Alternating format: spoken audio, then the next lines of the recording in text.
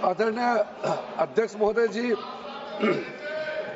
मुझे लगता है कि आज दिन भर का चर्चा होने के बाद मेरे जवाब से पहले ज्वाइंट पार्लियामेंट्री कमेटी का अध्यक्ष को आपने बोलने दिया। एक तरीके से ये अच्छा डिबेट का संपन्न का एक ये प्रतीक भी है। मैं पूरे ज्वाइंट पार्लियामेंट्री कमेटी में मेंबर्स के साथ साथ आज जितने भी मेंबर्स ने पार्टिसिपेट किए हैं, सब लोग ने अपने अपने तर्क रखे हैं, पक्ष में विपक्ष में सबने रखे हैं। मैं सबको सबसे पहले मेरे तरफ से धन्यवाद देना चाहता हूं।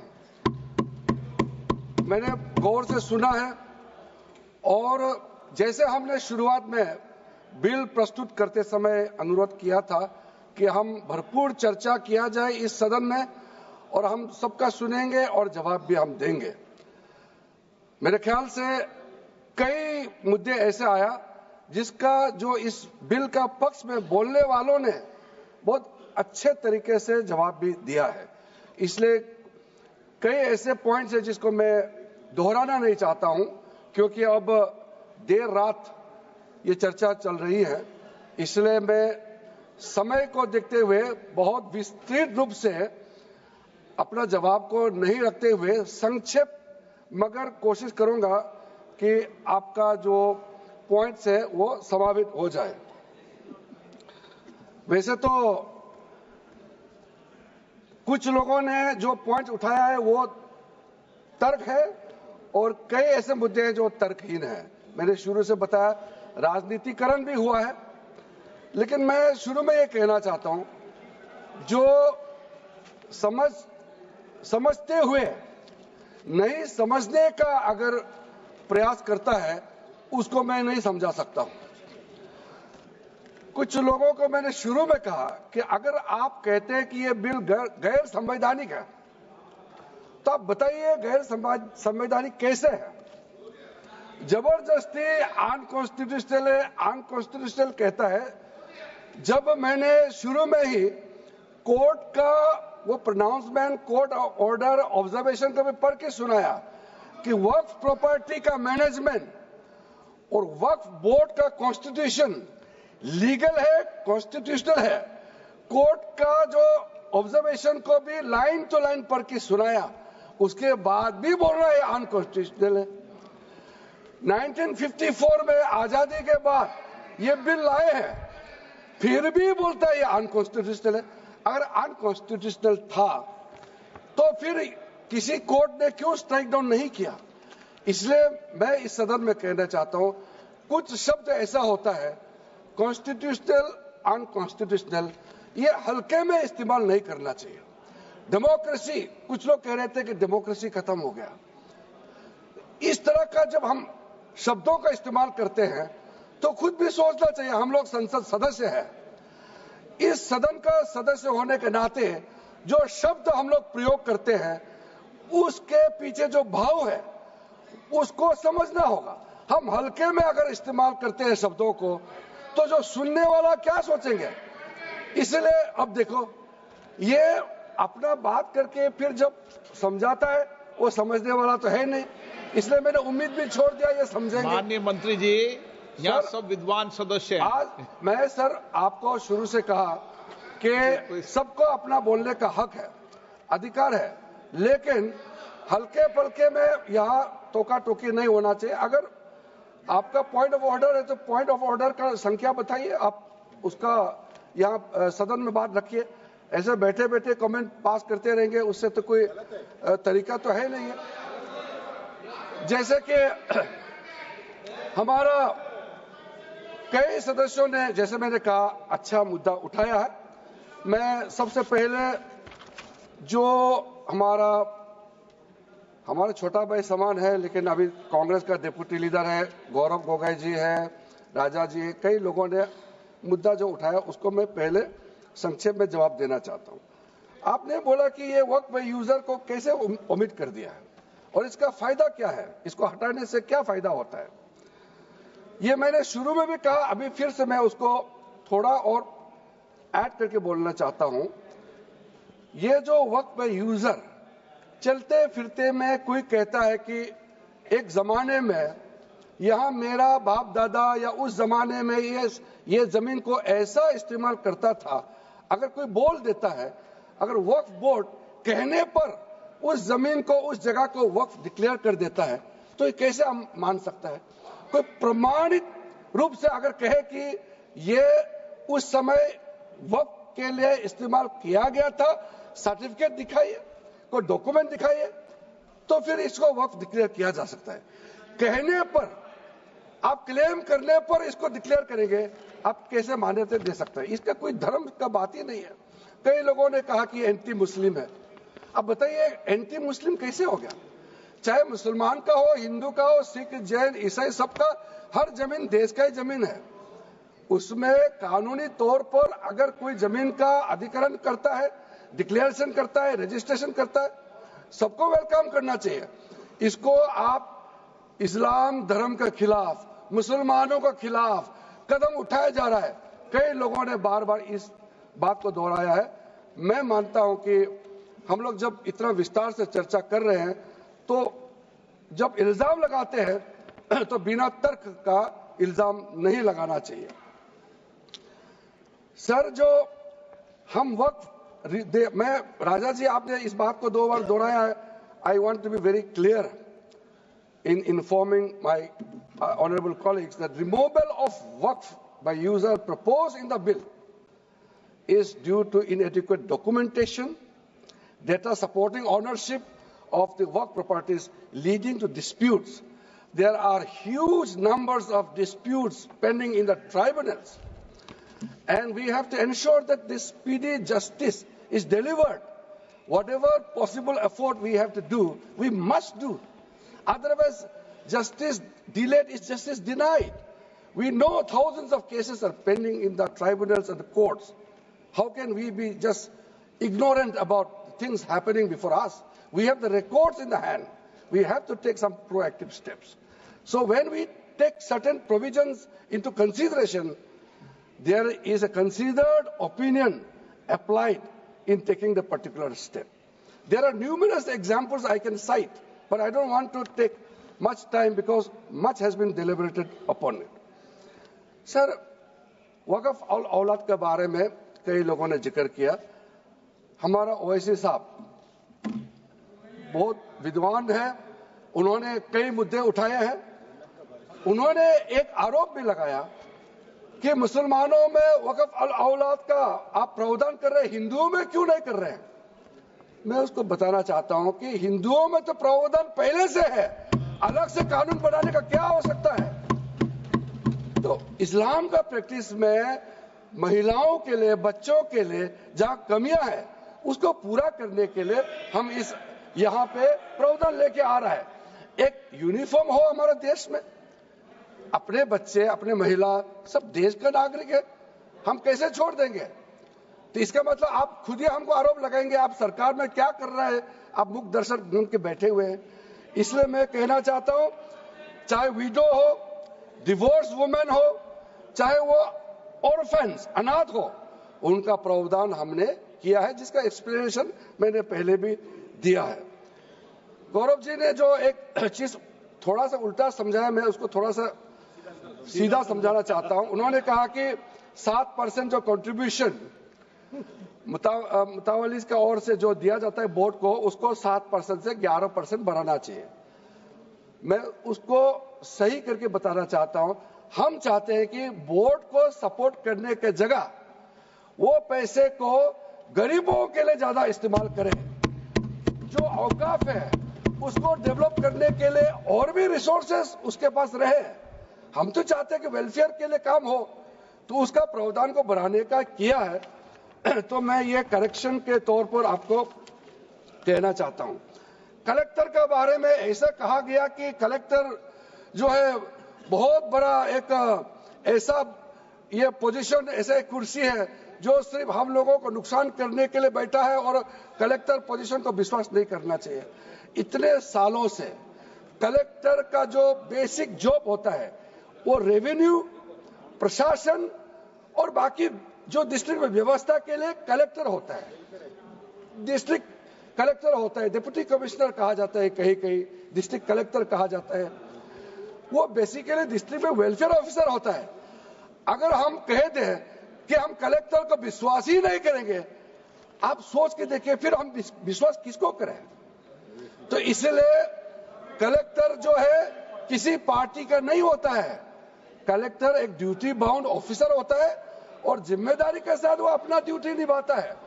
इसलिए कलेक्टर के ऊपर में प्रहार करने का जगह हम सब अगर ये सुझाव देते कि वक्त प्रॉपर्टी का मैनेजमेंट में और क्या सुदृढ़ और क्या अच्छा कदम उठाया जा सकता है, अगर ये सुझाव आते तो मैं उसका वेलकम करते, मैं इसको स्वागत करते। लेकिन अब कलेक्टर के बारे में आप लोगों ने एकदम इतना अविश्वास मत किया है, तो मैं इसलिए कह रहा हूं कि ऐसा किसी अधिकारी के ऊपर में नहीं करना चाहिए। और कोई भी अधिकारी गलत काम करता है तो उसका तो अपना उसका डिसिप्लिनरी एक्ट अलग होता है, प्रावधान होता है। सर, जो अपील का प्रावधान किया है उसका थोड़ा डीपली आप समझना होगा। उन्होंने कहा कि पहले भी प्रावधान था, कई मेंबरों ने कहा। सर, रिट और सूट का अंतर को समझना होगा।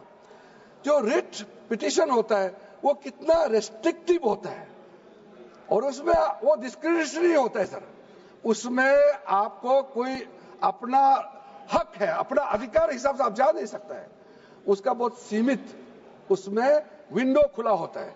लेकिन जब सूट होता है वो आपका अधिकार होता है, आप जब भी जाकर के आप सिविल कोर्ट में जाकर के कोई भी प्रॉपर्टी का मैटर होता है वो सिविल कोर्ट में जाता है, उसका आप इस्तेमाल कर सकते हैं अधिकार के तौर पर। लिमिटेशन के बारे में कहा गया है, लिमिटेशन के बारे में मेरा जो जितने भी हमारे जो साथियों ने कहा है, आपको मैं कहना चाहता हूं, हमारा लॉ ऑफ लिमिटेशन जो क्यों हमने इसमें अप्लाई किया है, किसी ने कहा है कि लिमिटेशन जो है यहाँ में बाकी जगह में भी है, बाकी जगह में भी है और यहाँ कंपेयर करने का कोशिश किया, मैं उसको बताना चाहता हूँ। आपने जो एग्जांपल दिया कि लॉ ऑफ लिमिटेशन यहाँ क्यों लगाया और हिंदुओं में क्यों नहीं लगाया, रामलला का एग्जाम्पल दे करके मैं बताना चाहता, आप समझ जाएगा।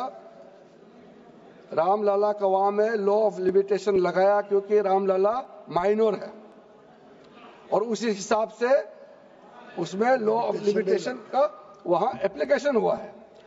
और यहां हम आपको कहना चाहते हैं कि अगर हम लॉ ऑफ लिमिटेशन लगा करके किसी भी चीज का संरक्षण कर सकते हैं या उसको डिस्पोजल में हम ज्यादा स्पीड से मदद कर सकता है तो अप्लाई करना चाहिए।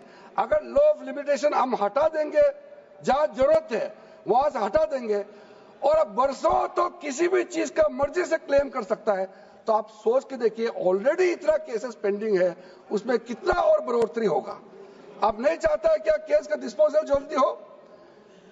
तो ये सारा चीज जो है आप लोग अलग अलग कई लोगों ने समर्थन किया है लेकिन बहुत सारा लोगों ने नहीं किया। सर, गृह मंत्री जी ने जो स्पष्टीकरण देने के बाद भी फिर से 2-3 मेंबर ने ये चीज को उठाया। मैंने सोचा इतना खूबसूरत से एक्सप्लेन किया माननीय गृह मंत्री जी ने, तब तक तो ये मैटर सेटल हो गया मैंने सोचा है, लेकिन फिर से उठाया गया है। देखिए सर, ये जो वक्फ और वक्फ बोर्ड, इसका अंतर को फिर से जो गृह मंत्री जी बताया, मैं उसको फिर से दोहराता हूं। आप कहते हैं कि ये मुसलमानों का मामला है और धार्मिक मामलों में गैर मुसलमान कैसे आ जाते हैं। ये कोर्ट का ऑर्डर भी आपको पढ़ के सुनाया, एक्सप्लेनेशन भी किया, इलस्ट्रेशन भी दिया, फिर भी आप समझने के लिए तैयार नहीं है। वक्फ प्रॉपर्टी जो वाकिफ होता है वो मुसलमान ही होता है, वही क्रिएट करता है। औकाफ को कौन चलाता है, उसका मुतावली चलाता है, वो मुस्लिम ही होता है। यहां में गैर मुसलमान वक्फ प्रॉपर्टी को मैनेज करने के लिए आने का संभावना कहां है, वो बताइए।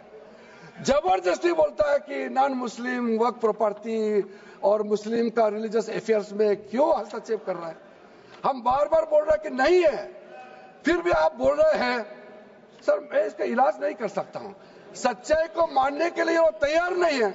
मैं किस भाषा में समझाऊं सर? मैं तो परेशान हो गया कि गृह मंत्री जी इतना समझाने के बाद ये मैटर नहीं उठना चाहिए। सर, मैंने बहुत ध्यान से सबका बात सुना है।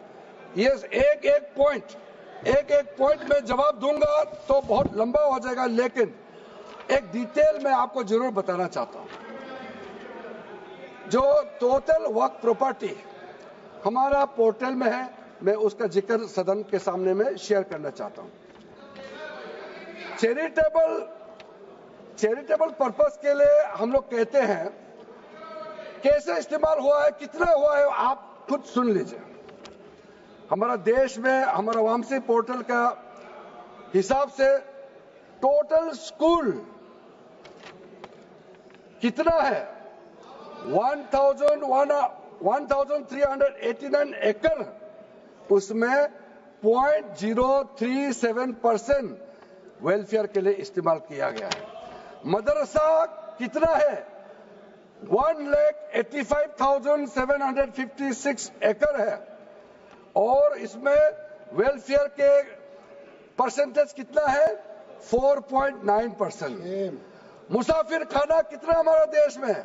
4,710 एकड़, कितना परसेंटेज वेलफेयर के लिए इस्तेमाल किया गया है? 0.12%। ये चैरिटेबल का मैंने बताया। और कमर्शियल का कितना प्रॉपर्टी है और वेलफेयर के लिए कितना इस्तेमाल करता है? एग्रीकल्चर लैंड 6,27,692 एकड़, सिर्फ 16.7% ही वेलफेयर के लिए इस्तेमाल किया जाता है। टोटल बिल्डिंग 5,994 एकड़, सिर्फ 0.1% इस्तेमाल किया जाता है। इसी प्रकार से घर है, ऑर्चार्ड है, प्लॉट है, फिशिंग पॉन्ड है, दुकानें हैं, कई ऐसे प्रॉपर्टी जिसका परसेंटेज 1% से भी कम वेलफेयर के लिए इस्तेमाल किया जाता है। और रिलीजियस जगह जो है, जैसे ईदगाह है, 2,85,256 एकड़ है, 7.6% ही वेलफेयर के लिए इस्तेमाल किया जाता है। वैसे इमाम बाड़ा और चौकी करबला जो है, मोस्क, तकिया जो मजार या दरगाह होते हैं, ग्रेवयार्ड जो कब्रिस्तान कहते हैं, सबका हमने जो देखा है वेलफेयर के लिए इस्तेमाल का परसेंटेज 1% से भी कम है, और 1% से ज्यादा है तो बहुत कम है। इसलिए मैं डेटा में नहीं जाते हुए, क्योंकि डेटा देने का इतना ज्यादा डेटा है, आप लोग डेटा सुन के बोर हो जाएंगे। लेकिन मेरा जो समापन भाषण में आपने जो पॉलिटिकल इशू उठाया है, उसके ओर ले जाते हुए मैं समापन करना चाहता हूं। आप लोग बार बार ये कहता है कि ये हमारा सरकार जो है मुसलमानों का खिलाफ कदम उठाया जा रहा है। आप बार बार ये कह रहे हैं कि स्पेसिफिक हमारा देश में मुस्लिम को डिवाइड किया जा रहा है, ये आपने कहा। आप थोड़ा सोच के देखिए, आपने जितना जो उस समय पुराने प्रावधान के मुताबिक सुन्नी बोर्ड अलग, शिया बोर्ड अलग, और बाकी मुसलमानों का बोर्ड अलग अलग होना चाहिए, ये आपने किया है। हम कर रहे हैं कि हर एक बोर्ड में जितना मुस्लिम सेक्ट है, सब मिलजुल के एक साथ उसमें बैठना चाहिए। तो मुस्लिम को डिवाइड आप कर रहे हैं कि हम कर रहे हैं? हम तो सारा मुसलमान को यूनिफाई कर रहे हैं, डिवाइड तो आप कर रहे हैं अलग अलग करके। और आप इल्जाम लगाते हो हमको मुसलमानों को डिवाइड करने का बिना तर्क का। सर, हमने पहले भी थोड़ा सा आपको आगाह किया था, विशेष करके केरला के एमपीज को मैंने कहा था, वैसे तो सबके लिए है, लेकिन केरला के हमारा एमपी साथियों ने बार बार कहा, मेरे पास केरला से क्रिश्चियन डेलीगेशन भी आए और मुनम्बम वो 600 फैमिली का प्रतिनिधि भी मेरे पास आए। हमारे एक साथी एमपी ने भी कहा कि उनके कॉन्स्टिट्यूंसी का है। अगर ये केस केरला में सेटल हो जाते, केरला के सरकार या केरला के जो हमारे माननीय सदस्य हैं, आप अगर वहां मैटर को सेटल करते, वो जो विक्टिम फार्मर्स वहां वो सेटिस्फाइड होते, तो हमारे पास क्यों आते? आपने उनका दुख को समझने का कोशिश नहीं किया, आपने समाधान नहीं कर पाया, तभी तो वो हमारे पास आया। और ये बिल पास होने के बाद उनका दुख का, उनका तकलीफ का समाधान भी हो जाएगा। आप कह रहे हैं कि हमारा बिल को माइनॉरिटी सपोर्ट नहीं कर रहा है। आज पूरा देश का जो क्रिश्चियन कम्युनिटी का तरफ से जो प्रेस रिलीज और मेमोरेंडम आ रहा है, आप क्या ये कहना चाहते हैं कि जो चर्च का काउंसिल है, बिशप काउंसिल वगैरह, क्या पढ़ा लिखा नहीं है, वो जानकारी नहीं है उनका? आपका कहने का मतलब क्या, वो ऐसे ही मेमोरेंडम, ऐसे ही प्रेस रिलीज दिया है? वो दुख है, इसलिए तो अपील कर रहे हैं आपसे कि इस वक्फ अमेंडमेंट बिल को सारा एमपी समर्थन करना चाहिए। ये पूरा क्रिश्चियन ऑर्गेनाइजेशंस के ओर से अपील किया गया है। तो ये आप जानते हुए भी सदन में आप बिना मतलब का बात रख रहे हैं। अपीसमेंट कौन कर रहे हैं? आप बार बार अपीसमेंट का बात करते रहते। संविधान को आज भी 2-3 लोगों ने संविधान का किताब को पकड़ा, और मैं पहले भी कह चुका हूं, संविधान को हाथ में पकड़ना, भारत के तिरंगा को हाथ में पकड़ना अच्छी बात है, लेकिन संविधान पकड़ेंगे, तिरंगा पकड़ेंगे, फिर आप बोलते हैं कि देश से आजाद होना चाहिए, देश को टुकड़ा होना चाहिए, ये नारा लगाने वाले का समर्थन करना यह कहां तक जस्टिफाई करता है? इंडियन स्टेट से लड़ेंगे जो लोग इंडियन स्टेट के खिलाफ लड़ेंगे बोलने वालों के साथ आप लोग खड़ा रहते हैं। हाथ में संविधान पकड़ने से कुछ नहीं होता है, संविधान का स्पिरिट के साथ जीना पड़ता है। आप लोग का कई ऐसे तस्वीर भी है जिन्होंने भारत को टुकड़ा करने के लिए नारा लगाने वालों का साथ आप लोग खड़े रहते हैं। आप लोग ऐसा मत समझे लोग नहीं देख रहे हैं, लोग देख रहे हैं। आपका जितना कारनामा है वो पहचान चुके हैं। बहुत आसानी से आप लोग कहता है कि इस देश में माइनॉरिटी सेफ नहीं है। मैं भी एक माइनॉरिटी हूं, और माइनॉरिटी कम्युनिटी डेफिनेशन के हिसाब से इस देश में 6 माइनॉरिटी कम्युनिटी है। मुस्लिम है, सिख है, ईसाई है, बौद्ध है, जैन है, पारसी है। माइनॉरिटी में सबसे छोटा माइनॉरिटी कौन है? पारसी है, जिसका पॉपुलेशन लगभग 52,000 है।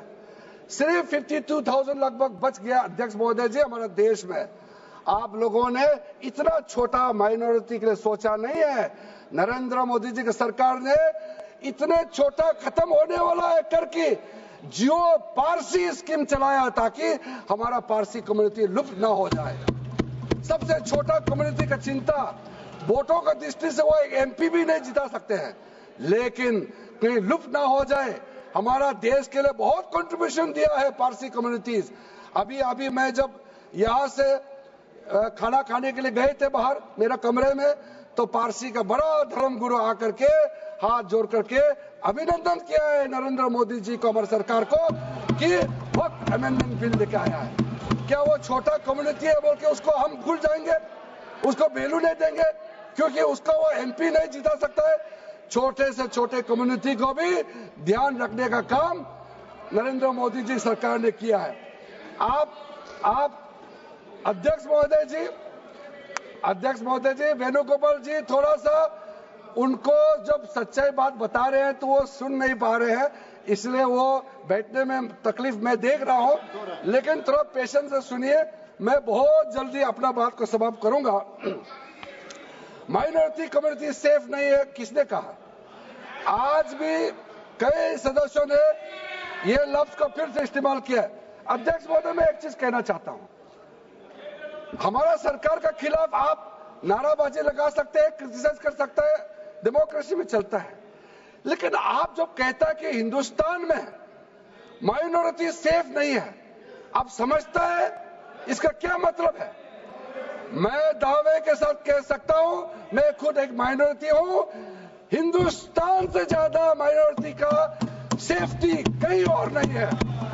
इस देश में हर एक माइनॉरिटी शान से जीने का अधिकार रखता है। अध्यक्ष महोदय जी,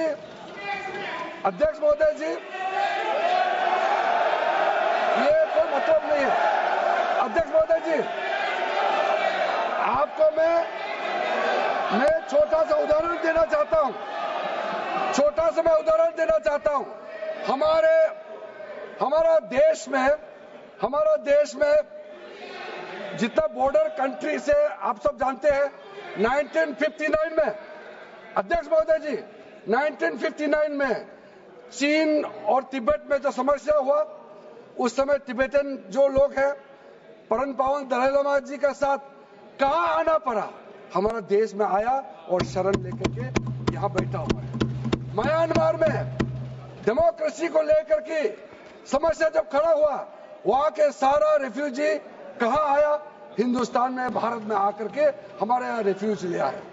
बांग्लादेश में वहां माइनॉरिटी कम्युनिटी का खिलाफ में रिलीजियस परसिक्यूशन हुआ, वो कहां आए? रेफ्यूजी बन करके भारत में आया है।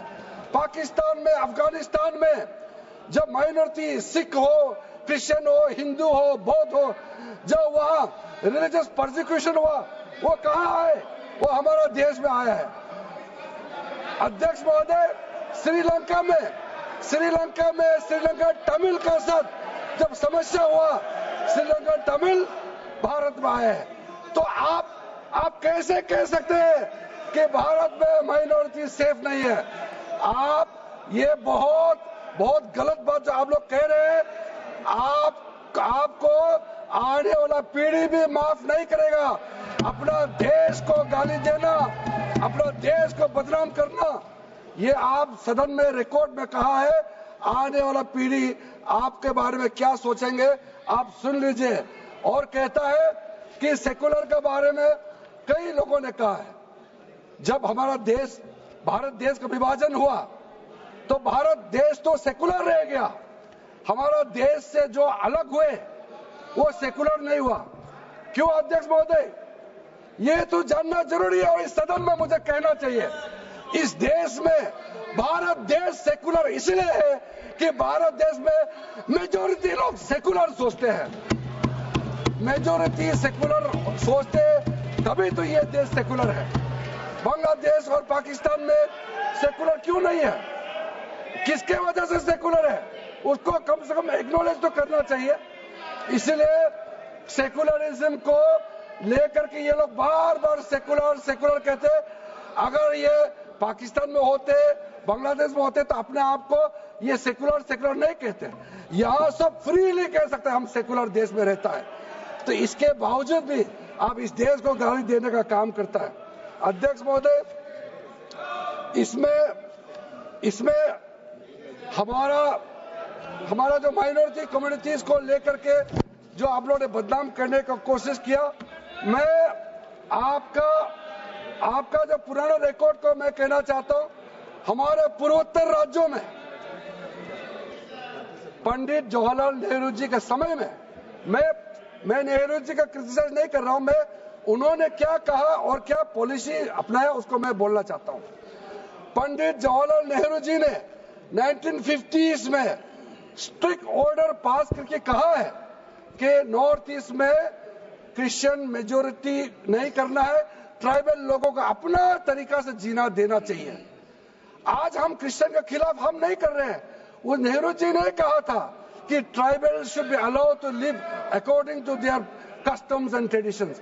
ये नेहरू जी का पॉलिसी है।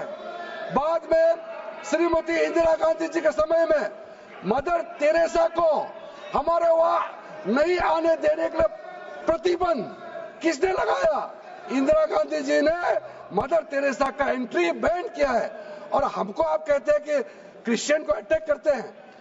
देखिए, आप लोग, आपका इतिहास से आप भाग नहीं सकते हैं। और नेहरू जी, इंदिरा गांधी जी पूर्व प्रधानमंत्री रहे हैं, इज्जत सब करते हैं उस हिसाब से, लेकिन उनका किया वाला चीज को भी आप उससे भाग नहीं सकते हैं।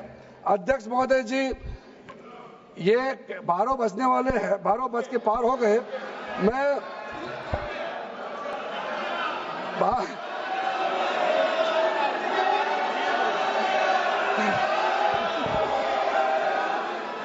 हमारे लिए 12 नहीं बजा, अपोजिशन पार्टी का 12 बज गया है। अध्यक्ष महोदय जी, मैं फिर से अध्यक्ष महोदय जी, मैं फिर से कहना चाहता हूं, आज जितना चर्चा करने का समय दिया, सबने चर्चा किया, अपना अपना बात को रखा है।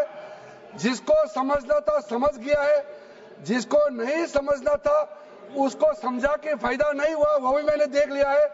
लेकिन ये बिल पास होने पर करोड़ों गरीब महिलाएं, बच्चे, गरीब मुसलमान प्रधानमंत्री नरेंद्र मोदी जी को धन्यवाद देंगे, ये मैं दावे के साथ कह सकता हूं। और मैं सबको कहना चाहता हूं, हृदय परिवर्तन करने का अभी भी समय है और इस बिल को समर्थन करके पारित होने में मदद करें। बहुत बहुत धन्यवाद अध्यक्ष जी।